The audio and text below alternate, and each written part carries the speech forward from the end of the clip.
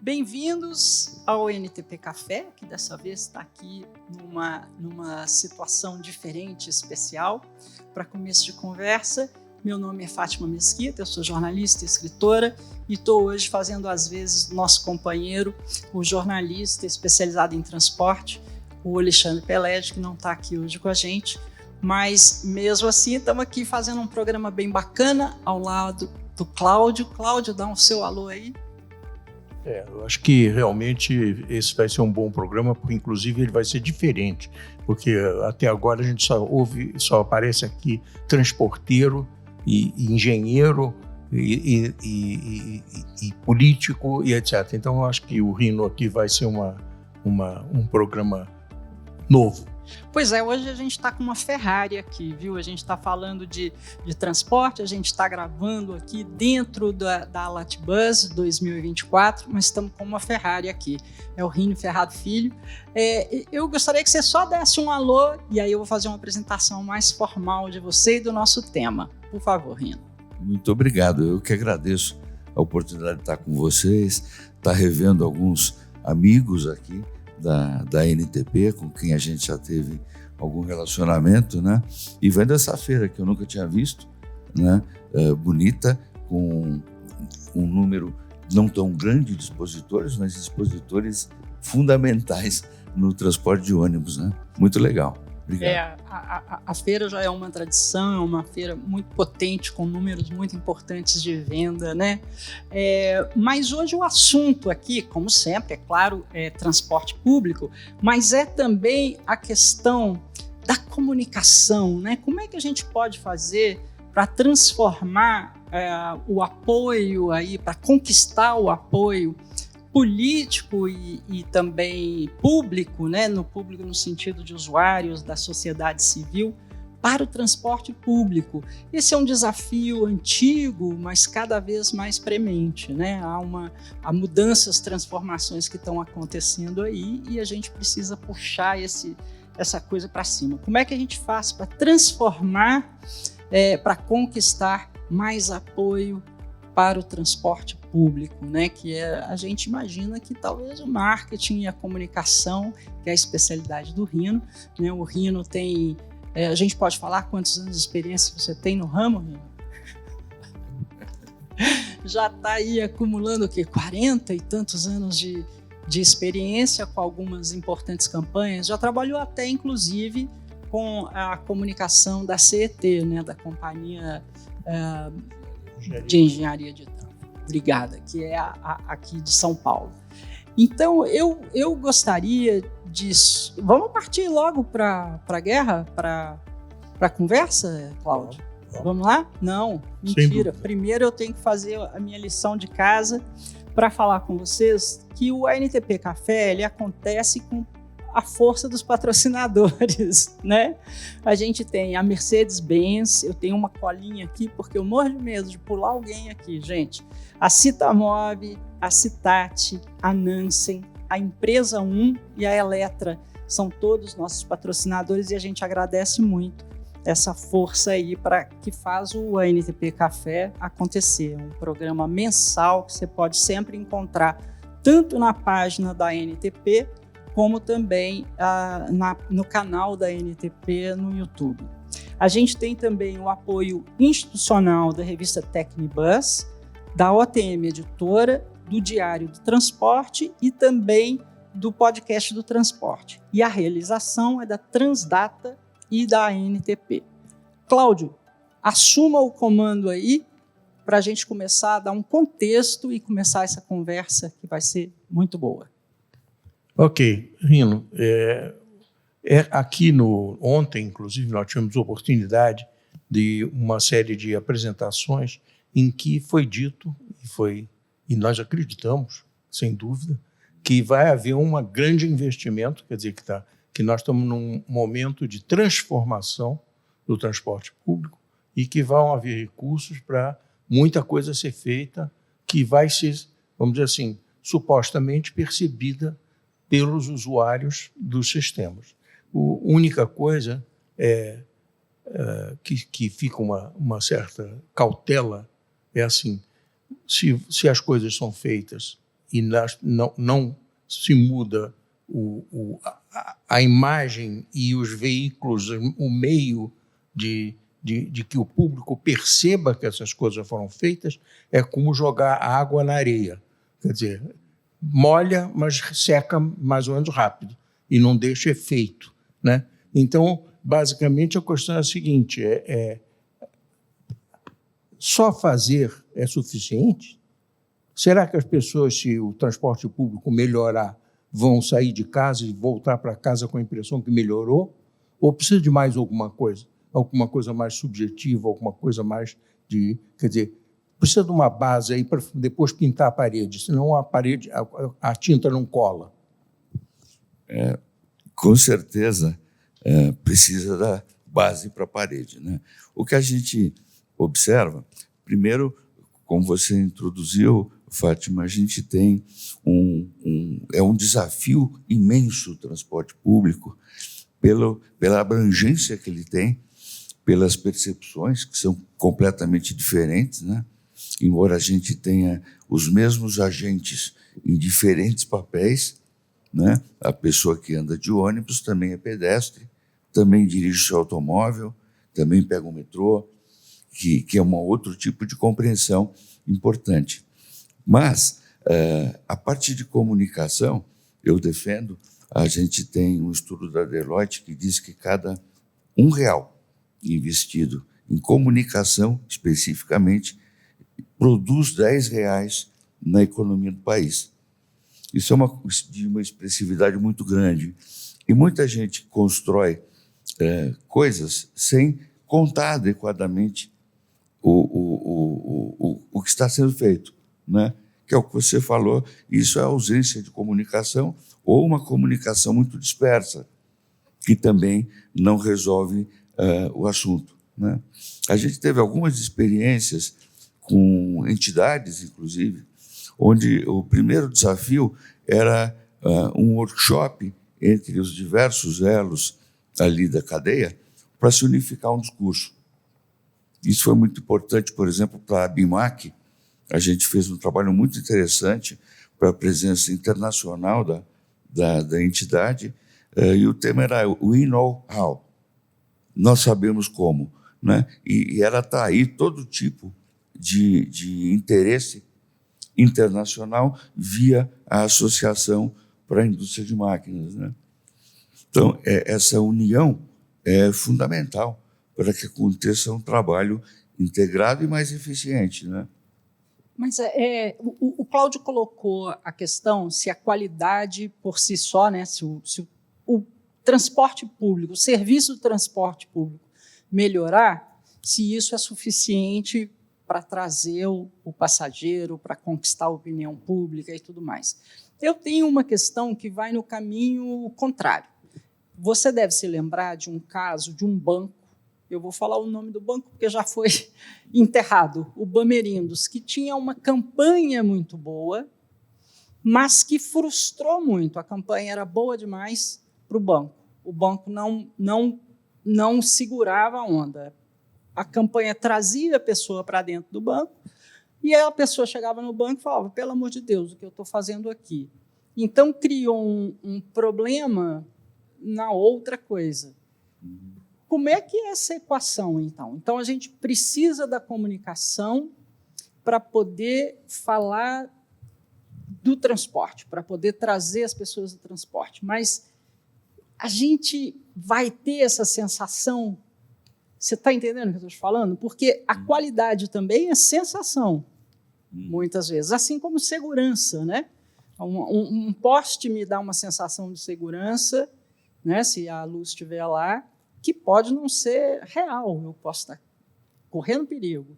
Então, como é que a gente trabalha essa equação? Esse é o desafio grande, né? Quando eu falo de unificar discurso, é a gente conseguir um denominador comum de valorização, né? A gente vai ter percepções completamente diferentes. Gente que pega o ônibus todo dia em trajetos complicados, por exemplo, outros que só pegam em trajetos ótimos, outros que só pegam eventualmente o fim de semana, numa situação mais confortável.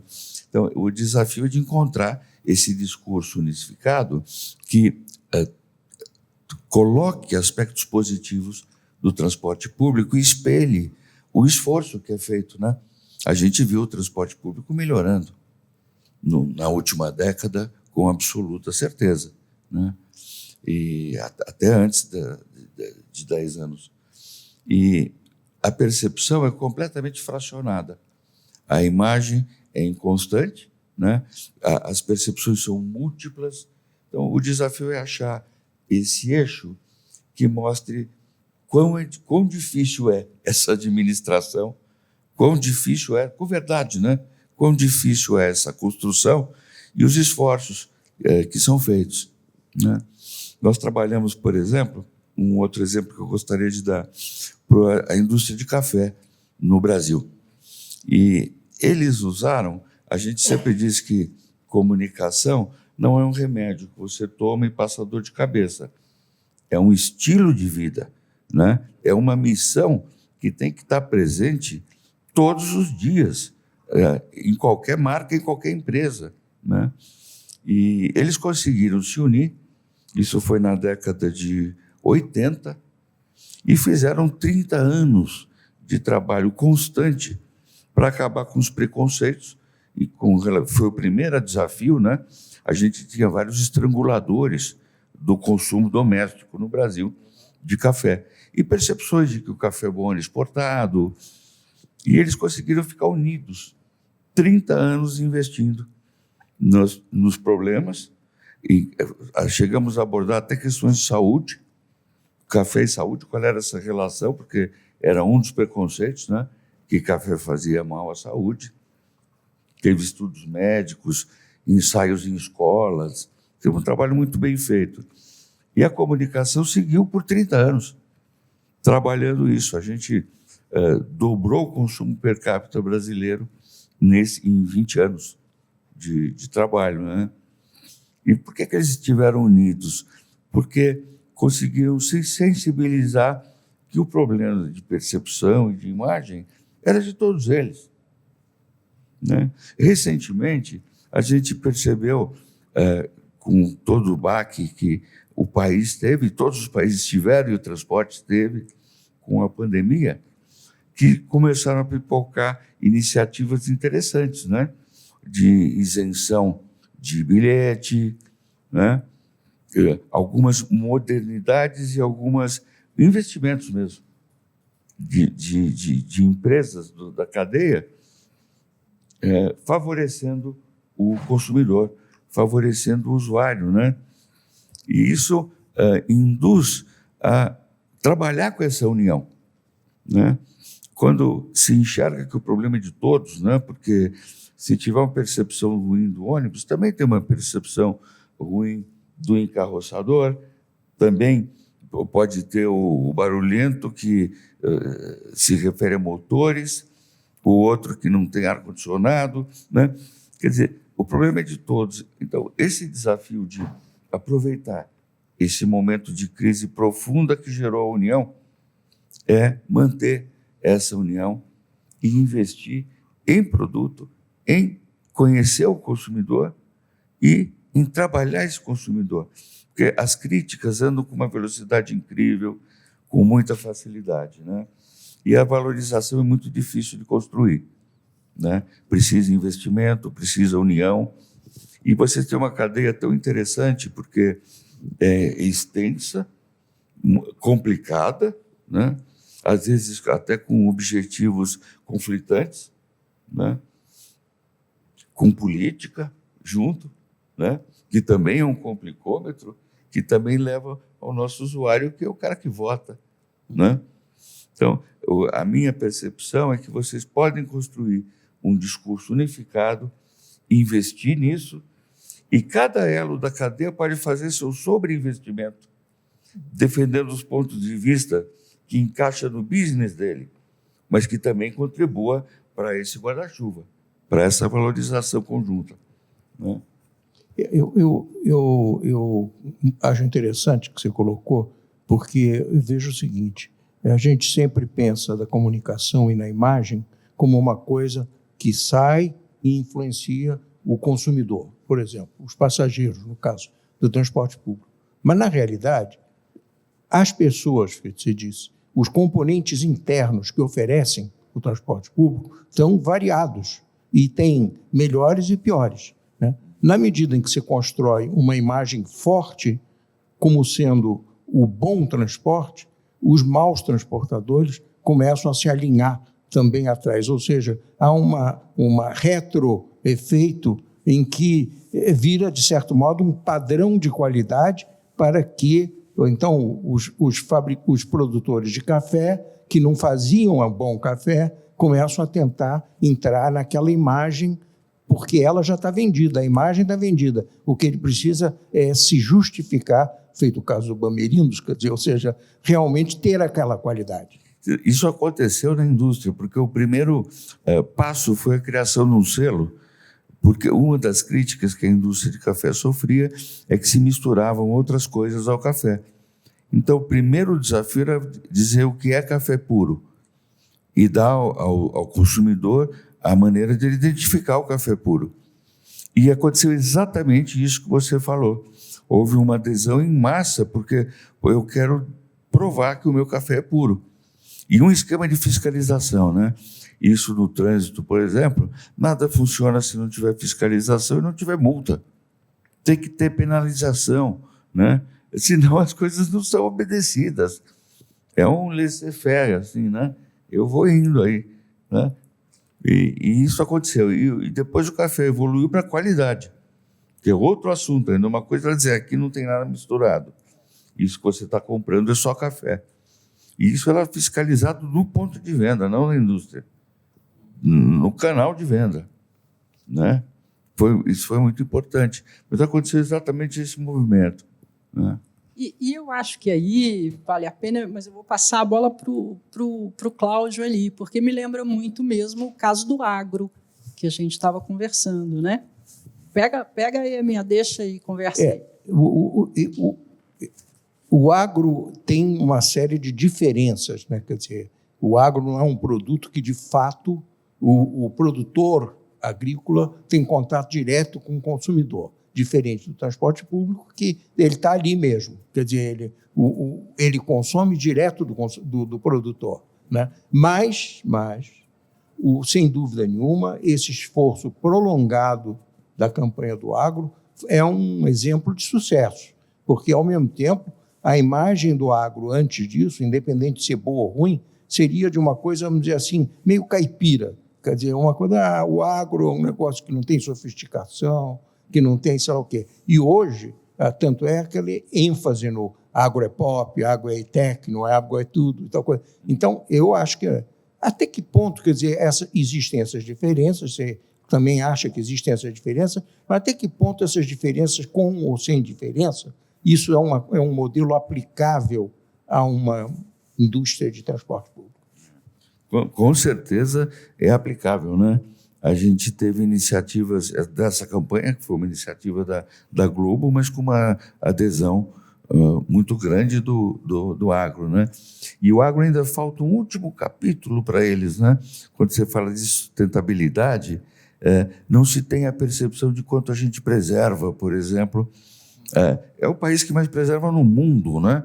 E somos atacados de destruir o verde, de não sei o quê, como agro, né? Tenho vários clientes da área.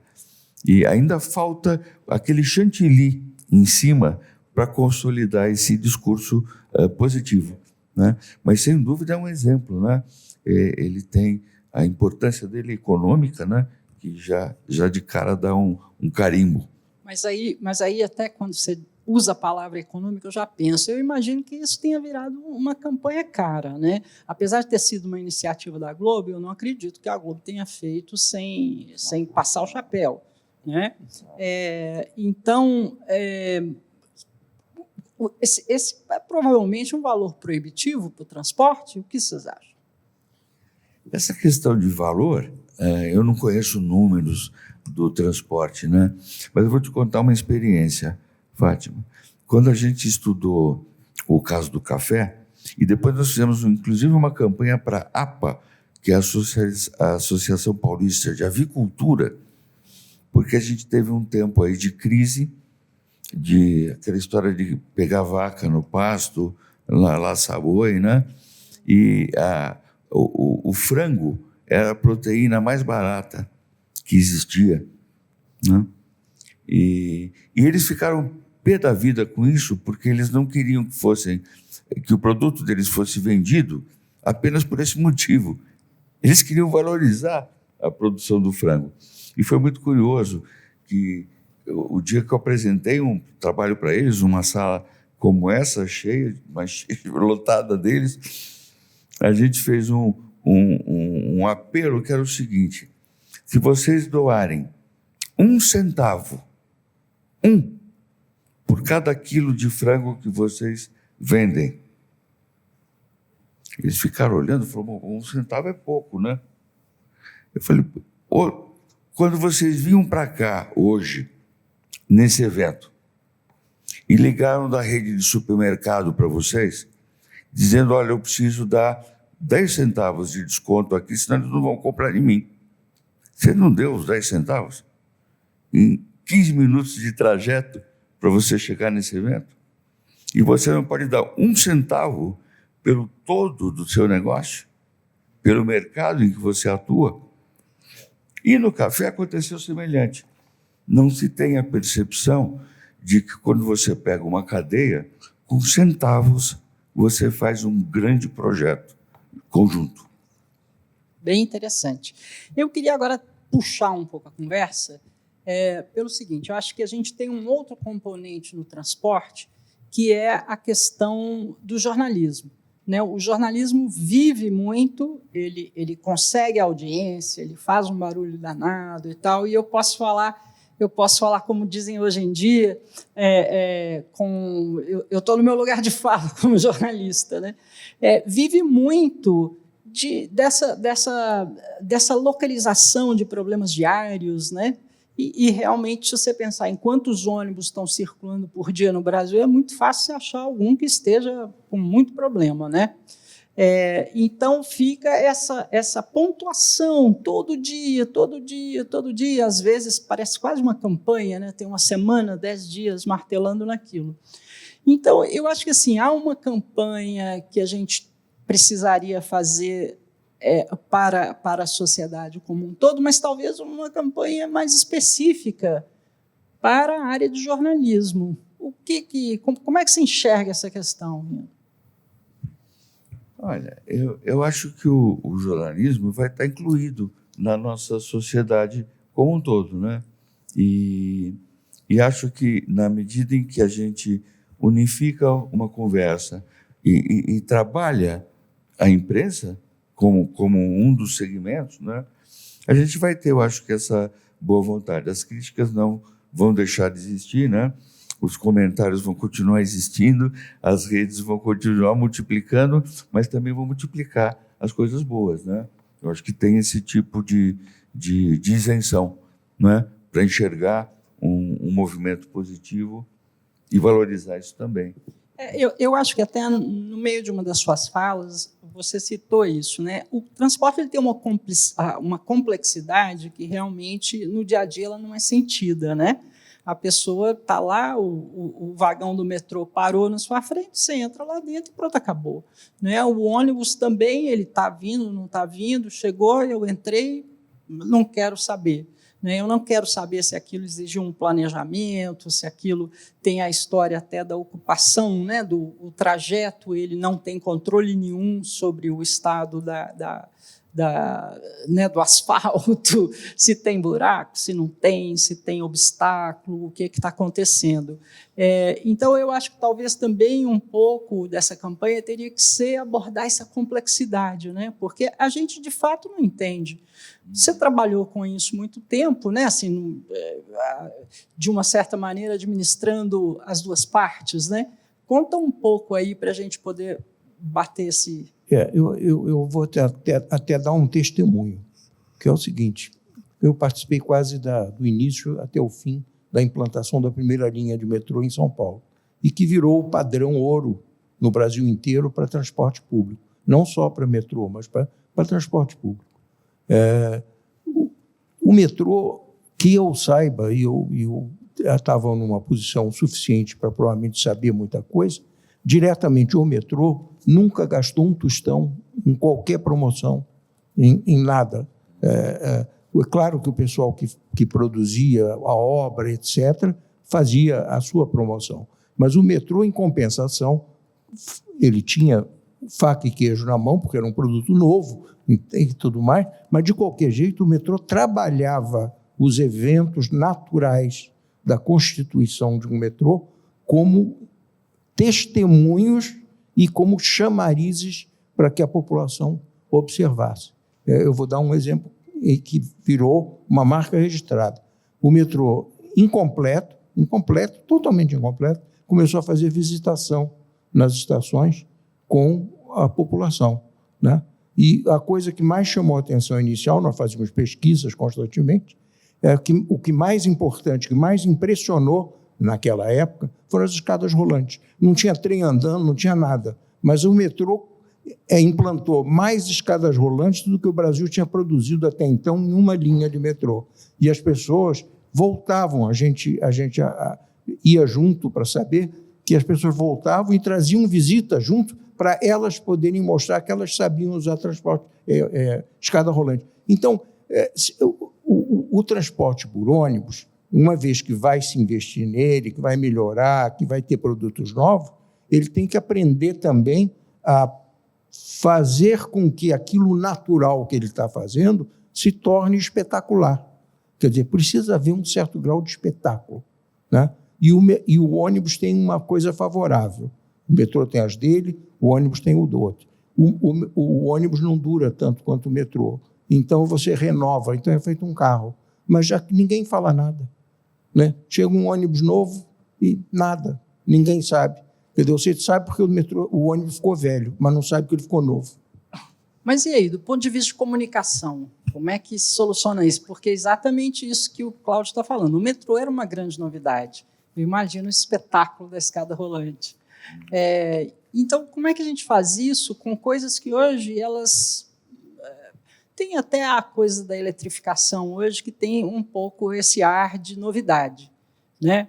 Mas, no final das contas, não tem mais um grande mistério para oferecer. E aí, como a gente soluciona? É muito interessante esse negócio da escada rolante, eu não tinha conhecimento disso. A gente está tratando de percepção, né? Eu acho que o transporte público devia criar um grande movimento de valorização do seu segmento, né? Incluindo todos esses elos de cadeia. Eu me lembro, vocês se lembrarão também, o prefeito de Nova York, o Rudy Giuliani, ele prefeitou lá de meados de 90 até início dos anos 2000.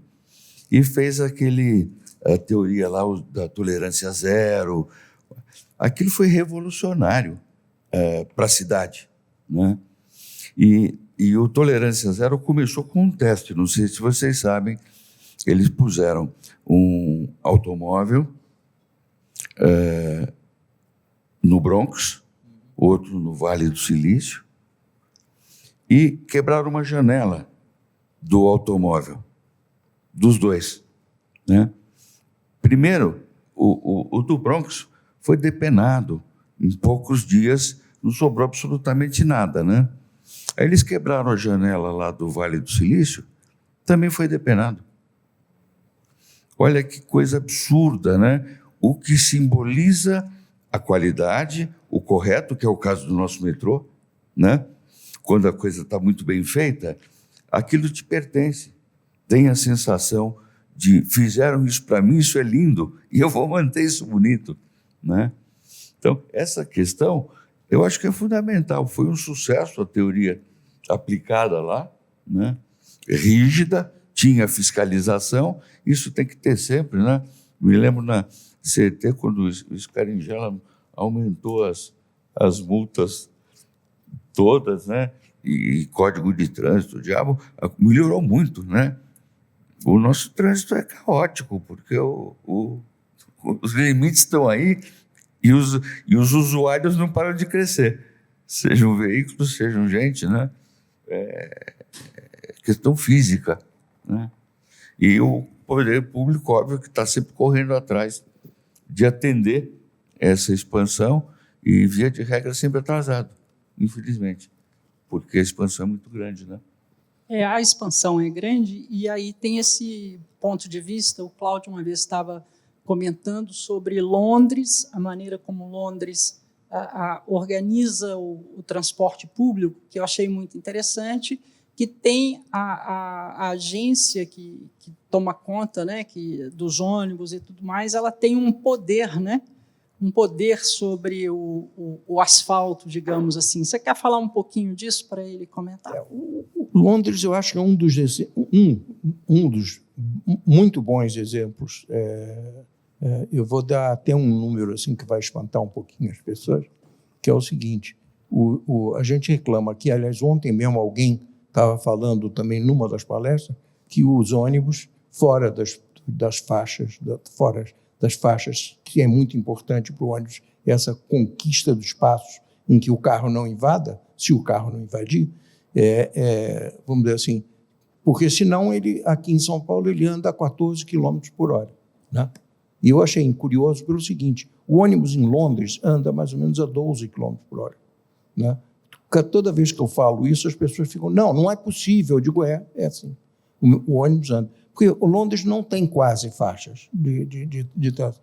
A diferença está em outro lado, que é o seguinte: o ônibus que anda a 12 km por hora em Londres não vai ao subúrbio pegar uma pessoa a 30 km, 40 km de distância. Então, quer dizer, essa capacidade do London Transport, do Transport for London, hoje em dia, no meu tempo era London Transport, de planejar e contratar as coisas e coordenar o fato de que esse ônibus lento é para alimentar algo a 4 ou 5 quilômetros de distância. E aquele trem mais rápido é para ir a 40 quilômetros. Se ele fizer uma faixa de ônibus, é para ir mais longe. Enfim, é esse fato. Quer dizer, nós aqui ainda estamos engatinhando nisso. Mas aí, como é que você trabalha dentro desse contexto? Quer dizer, o nosso contexto é bem diferente do contexto londrino. E você falou em dois momentos diferentes, você falou duas palavras que me chamaram muita atenção. Uma é a palavra preconceito e a outra a palavra percepção. O Brasil, diferente de Londres, né? Em Londres a pessoa tem dinheiro, tem condição de ter um carro, tem todo acesso a todas essas coisas e faz questão, faz parte da vida dela, é um hábito, né, de usar o transporte público. No Brasil, eu acho que tem um pouco esse preconceito, né? Ficou uma coisa, bom, você é pobre, você vai de ônibus, eu tenho dinheiro, eu vou no meu carro. Tem toda essa sensação. Então, como é que a gente resolve essas duas equações aí, com a ajuda da comunicação, em relação a preconceito e percepção, que são dois, caminham juntos, mas são um pouco diferentes, né? Eu acho que os preconceitos também podem ser trabalhados e vencidos, né? Mas o que a gente viu no exemplo do Cláudio é uma adequação de planejamento mesmo, né? É uma adequação de planejamento, como é que se faz cada tipo de transporte ser mais eficiente, né? E, na minha opinião, é um plano completo que a gente tem que fazer de revigoramento, né? De replanejamento das coisas, né? E esperar que os agentes atuem nesse sentido, né? Eu me lembro quando a gente fizemos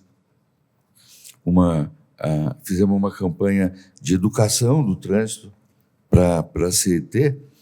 Foi uma campanha muito valorizada, né? A gente não queria mostrar acidentes, que foram ferramentas até eficientes em alguns países da Europa, né? A Espanha fez um trabalho bonito, e a gente começou pesquisando bastante, né? E as pessoas desempenhavam papéis diferentes durante o mesmo dia, né? Andava de ônibus, era pedestre, atravessava a faixa. E nós fizemos uma campanha, que foi no tempo do Scaringella, que a mesma pessoa que estava na moto fazendo uma barbaridade, ela era socorrida por um motorista de carro que era ele mesmo, né? A família, mulher levando de carro as crianças na escola, e ela, de repente, quase atropelava uma família na faixa de pedestres, que era ela com os filhos, né? É muito boa essa. E essa campanha parece que foi premiada na Bélgica. Sem dúvida. E ela foi elogiada em Bogotá, na Colômbia, que teve um planejamento muito interessante de transporte público, né? E a questão básica, o eixo dessa comunicação é: se São Paulo fosse um monte de vocês, o trânsito seria melhor ou pior? E eu acho que sensibilizou muitas pessoas, né? Porque a gente tem esses vários papéis. Cada um de nós não é só motorista, não é só usuário do transporte público, também é pedestre, também anda de bicicleta, né?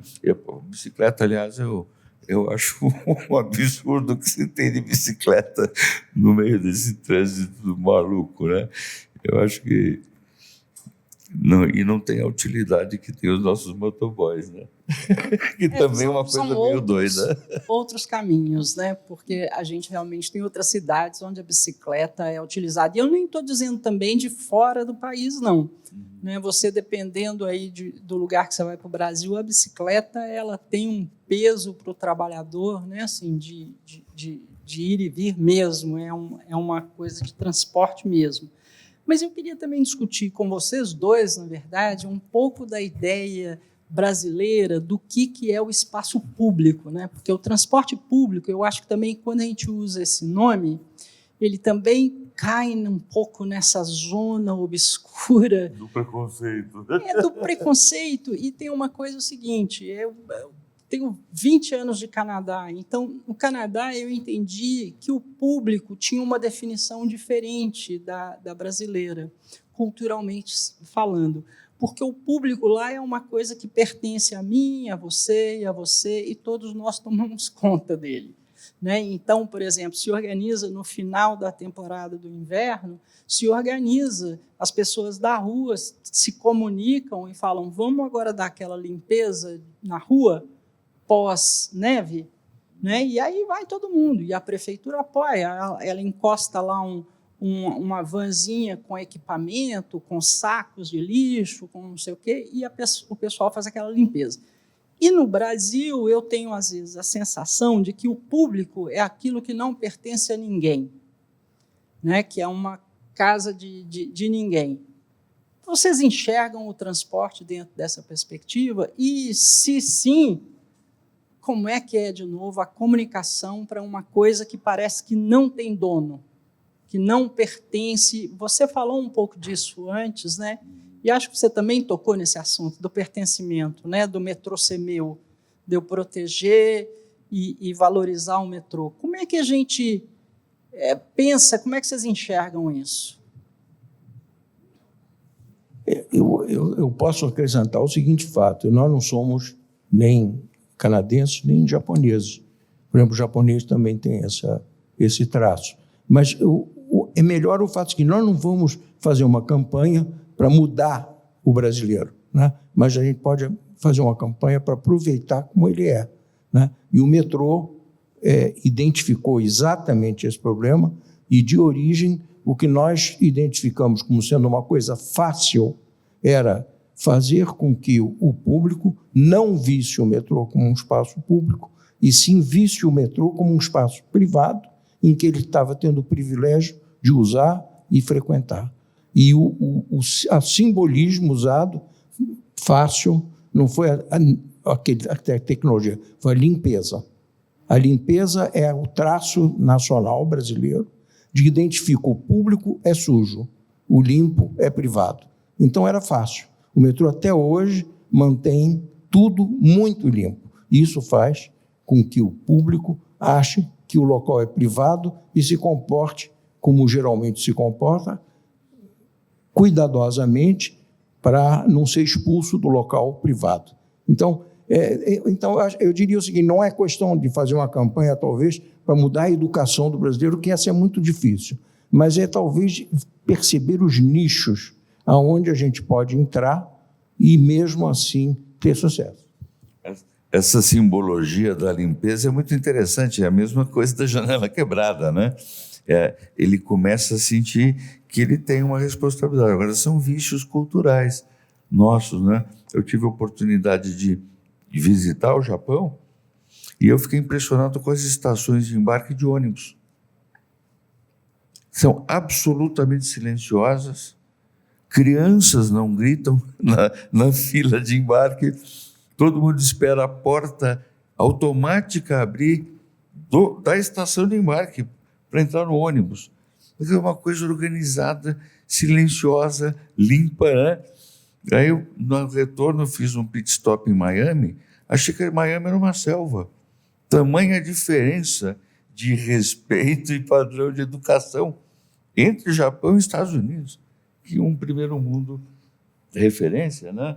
Tem o zero, o mundo zero, que é lá no Japão, vem antes do primeiro mundo, né?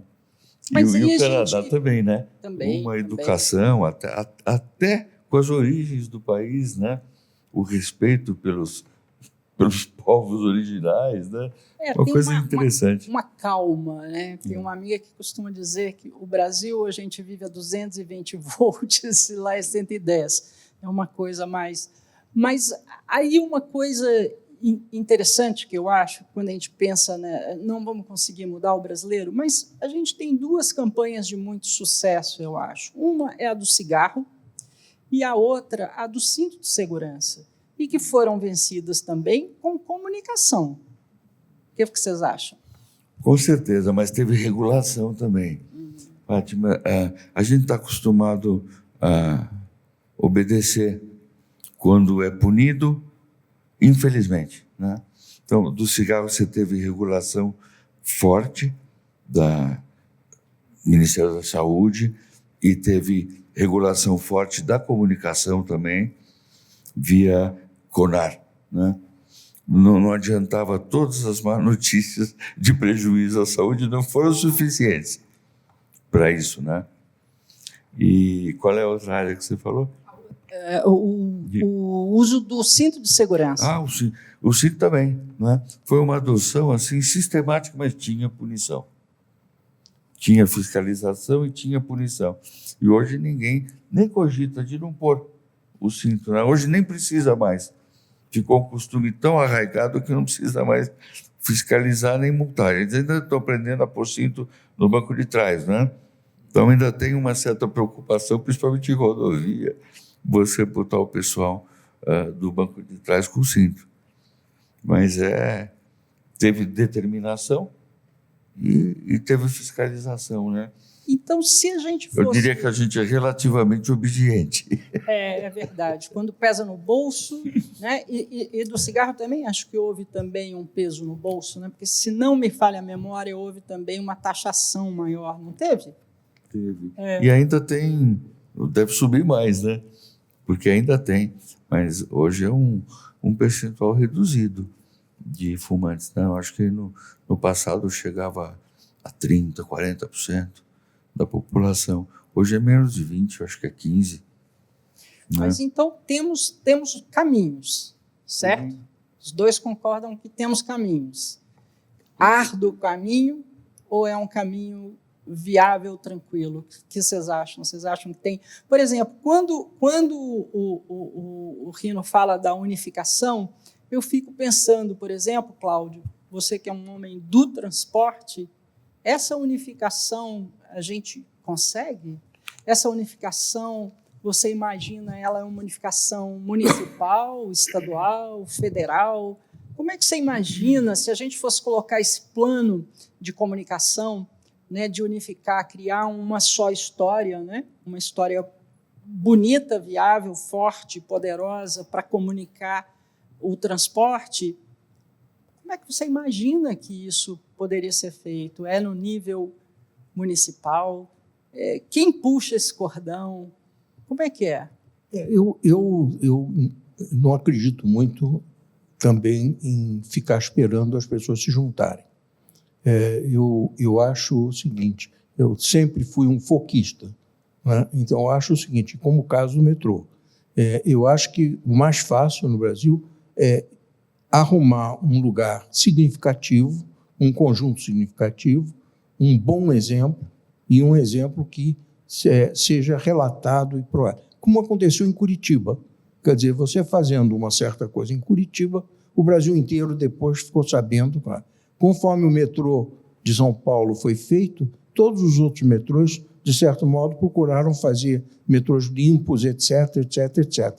Então, quer dizer, eu acho que no Brasil, acho que o mais funciona é um belo exemplo completo e cuidadoso e a divulgação em cima desse bom exemplo, sem precisar esperar haver uma mudança conjuntural, nem de cultura e nem de política. Você não consegue enxergar esse plano aí de unidos venceremos? Eu tenho medo da segunda palavra, quer dizer, pode até unir, mas não sei se venceremos. Eu confesso que adoraria ver essa mudança na mentalidade, essa mudança da percepção, a quebra desse preconceito, né? Porque já passou da hora, né? A gente tem aí questões práticas, tem a questão de ser mesmo um serviço essencial, né? Todas essas coisas. Então, seria fantástico a gente conseguir fazer alguma coisa nesse sentido e empurrar como um todo. E eu acho que aí sim, né, a gente teria as pessoas tendo esse orgulho, como o Cláudio sempre fala desse orgulho. E todos nós vimos, né? A gente ainda vê no metrô, né? Há um orgulho, há uma relação especial, pelo menos com o metrô de São Paulo, né? Mas vamos lá, nosso tempo está chegando ao fim, então eu gostaria, Cláudio, se você quiser fazer suas considerações finais, esse papo gostoso com o Rino aqui. A consideração final, Rino, é que eu acho que, independente das dificuldades, só tem uma saída. A saída é exatamente conseguir, vamos dizer assim, caminhar por uma imagem unificada positiva, sem considerar o que eu acabei de falar. Esse unificado é por bom exemplo e esse bom exemplo se propaga, né? Então, muito parecido com o que você falou do café, muito parecido com o e os próprios empresários, inclusive de ônibus, são facilmente sensíveis a essas questões e esses argumentos que você usou. E eu quero acrescentar mais um fator, que é o seguinte, o transporte público, principalmente o de ônibus, é mais do que o metrô, mas, de qualquer jeito, depende muito fortemente da experiência do passageiro no seu contato com o funcionário. Esse funcionário se chama motorista, né? Esse ponto é fundamental na formação da imagem de que o passageiro, se ele acha que ele está andando num transporte de primeira classe, ou se ele acha que o transporte acha que ele é de quinta classe, né? Então, e ao mesmo tempo, se a imagem do transportes melhorar, o funcionário está trabalhando num local de melhor imagem. E ele também é suscetível a essa questão que eu falei de se eu estou trabalhando aqui, eu devo me comportar assim para continuar sendo bem reputado. No metrô, nós chamávamos isso, na época, em vez de ser experiência, nós chamávamos isso modelo do usuário. Quer dizer, o usuário alimenta a boa autoimagem do funcionário, o funcionário confirma ao usuário de que a imagem é justa. E assim vai-se andando num círculo virtuoso. Então, eu acho que nós não abordamos isso, mas eu acho o seguinte, eu acho que vale a pena o investimento em buscar uma imagem, uma única grande imagem forte para o transporte público, de não perder a oportunidade dos investimentos, e não é que você muda a cultura do passageiro. O nosso passageiro brasileiro, se ele se sente num local de primeira classe, independente de que classe for, ele vai tentar se comportar o melhor possível. Eu concordo absolutamente com o que o Cláudio disse, né? Óbvio que minha vida é comunicação e eu acredito que ela move montanhas, né? E tenho exemplos de que a gente protagonizou, colaborou para que isso acontecesse, né? Essa percepção do motorista, realmente, tudo muda, né? É como você sair de um círculo vicioso para um virtuoso, né? E é tão simples, né? Porque eu acho que é um grande programa de branding que tem que ser feito com definição do que a gente quer comunicar, muito claro, pode ter subdefinições ali por cadeia que tenha complementos específicos de necessidades de cada segmento, e quando todo mundo começar a falar a mesma língua, né? Porque se é pelo bem do transporte público, é nesse mundo que eu vivo, é nesse mundo que eu tenho a minha empresa, né? É esse mundo que sustenta a minha empresa. Então, eu não tenho dúvida que também no empresariado precisa ter esse sentimento coletivo, né? De que cada um tem seus problemas e nós todos temos este problema aqui. É de nós todos. Perfeito. Eu também estou gostando dessa colocação aí de... eu adoraria, eu acho que a gente tem um momento diferente agora no transporte e seria uma brilhante oportunidade. Espero que as pessoas... Isso, e uma mensagem forte, né? Não precisa ser assim, eu acho que a gente, de uma certa maneira, se acostumou, né? O transporte é um pouco, leva a pancada daqui, leva a pancada de lá, todo mundo tem alguma crítica a fazer, mas está na hora de mudar, né? Está na hora de mudar. E eu queria, então, que a gente partisse para o nosso encerramento aqui, queria agradecer muito o seu tempo, a sua expertise, é sempre um prazer a gente poder trocar, né, ideias aí com gente que, inclusive, não está dentro do métier de noite, né, do transporte, traz uma lufada de um bom vento, né, regenerador, uma mudança de ar muito importante e interessante.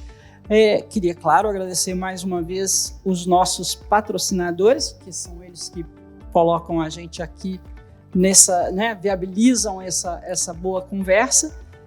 A Mercedes-Benz, a Citamob, a Citat, a Nansen, a Empresa 1 e também a Eletra. O apoio institucional do NTP Café, e eu queria repetir mais uma vez que a gente tem o programa uma vez por mês, sempre com um debate interessante, sempre com personalidades do mesmo calibre aqui do nosso amigo, e pode ser conferido tanto na página da NTP, quanto também no canal de YouTube da NTP. E o apoio institucional desse programa é da Tecnibus, a revista Tecnibus, a OTM Editora, o Diário do Transporte, o podcast do Transporte, e a realização é da Transdata e da NTP. Muito obrigada pela participação, muito obrigada por quem estiver nos assistindo e até a próxima.